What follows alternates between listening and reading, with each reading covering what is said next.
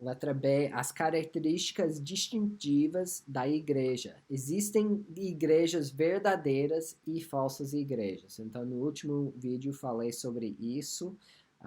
As falsas igrejas têm tem aviso na Bíblia, 1 Coríntios 10, 20 e 12, 2 também, Apocalipse 2, 9 e 3. Eu vou ler 1 Coríntios 10, 20. Diz, não, quero dizer que o que os pagãos sacrificam é oferecido aos demônios e não a Deus. E não quero que vocês tenham comunhão com os demônios. Ixi.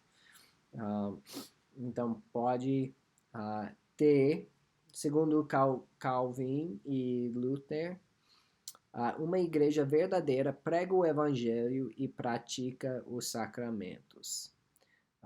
Então, tem igrejas falsas e verdadeiras. Hoje, como falei, quais são, depende do que estão ensinando. Se estão ensinando salvação pelas obras, está errado. Se ensina que Jesus não era Deus, está errado. Agora, se estão seguindo a linha doutrina correta, não em todos os pontos. A gente não concorda com muitas igrejas em vários pontos, mas se estão pregando os fundamentos, então isso é o essencial. Letra C, os propósitos da igreja. Podemos entender os propósitos da igreja em termos de ministério com relação a Deus, aos cristãos e ao mundo. Então, cada igreja local provavelmente tem os propósitos. Da nossa igreja é glorificar a Deus, atrair pessoas para conhecer Jesus Cristo, conduzir eles em Cristo, discipular e treinar eles para o ministério. Então, são 4 principais. Aqui fala sobre adoração. Então, ministério com relação a Deus é adorar. Número 2, edificar. Então, edificar outros cristãos. Isso é fazer discípulos. Então, você não só prega salvação e dá aquele ingresso para o céu e deixa que só. Isso como se fosse nascer um neném na sua casa e você joga no quintal e diz boa sorte. Ou joga na rua, boa sorte. Não, tem que discipular. Número 3 é evangelização, misericórdia com o mundo. E 4, manter esses propósitos em equilíbrio. Então, qual é o mais importante? O mais importante é glorificar a Deus. Mas a gente precisa fazer tudo, evangelizar, discipular e treinar para a obra do ministério. Então, é bem importante. Uma igreja forte terá os 3. Eu fui criado numa igreja de evangelismo, mas a parte de discipulado foi muito fraco e acabou com vários problemas com isso.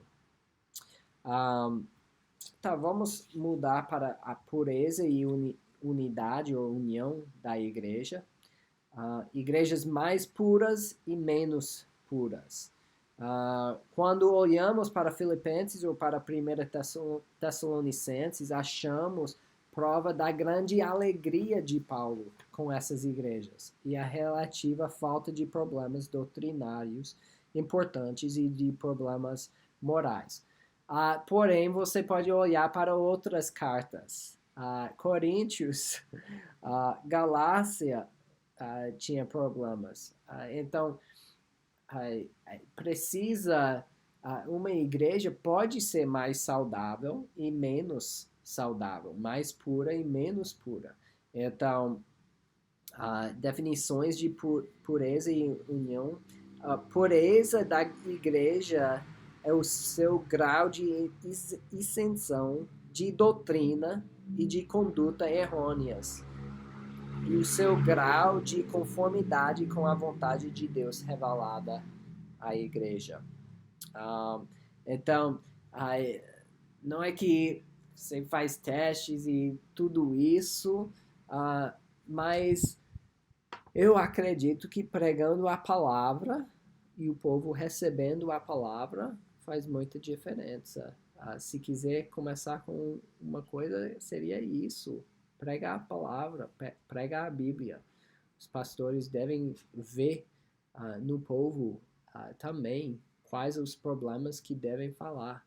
Por isso, Paulo escreveu as cartas. Ele viu os problemas e ele tinha que falar, não ficar com boca calada. Ao mesmo tempo, tem que ter misericórdia, paciência, longanimidade, tudo isso. Sinais de uma igreja mais pura. Entre os fatores que tornam uma igreja mais pura, encontram-se: número 1, doutrina bíblica, pregação correta da Bíblia. Eu acredito numa pregação por exposição, então que prega pela Bíblia. O pregador explica o que a Bíblia diz, não o pregador usa a Bíblia para explicar o que ele quer dizer. Então, isso é uma diferença, é sutil, mas talvez você pode perceber na sua igreja. Número 2, uso adequado dos sacramentos, ordenanças, no caso a ceia e o batismo. Número 3, aplicação correta da disciplina eclesiástica. Será que os pastores estão falando com os membros sobre áreas na vida em que precisam ser corrigidos? Número 4, adoração genuína. 5, oração eficaz. 6, testemunho eficaz. 7, comunhão eficaz. Koinonia. O nome da nossa igreja é Koinonia. Então, se faltar isso, tem muita coisa errada. 8, governo eclesiástico bíblico. Interessante. E qual é um governo bíblico? Isso é outro assunto. 9, poder espiritual no ministério. O Espírito Santo, a presença do Espírito Santo, né? 10, santidade de vida entre os membros. Será que tem atritos entre os membros? Tem pessoas que não se dão bem com outros na igreja. Eu vejo isso às vezes na nossa igreja. E com certeza em igrejas de outros. E a gente tem que trabalhar isso com paciência, mas não deve ter esses atritos. 11, cuidado pelos pobres. E 12, amor por Cristo. Então, obviamente, a Bíblia é grande e tem muita coisa para fazer, mas precisa, pelo menos, começar. Colossenses 1:28 diz: nós o proclamamos, advertindo e ensinando a cada um com toda a sabedoria, para que apresentemos todo homem perfeito em Cristo. Então, o alvo da igreja é aperfeiçoar os membros. Difícil, né?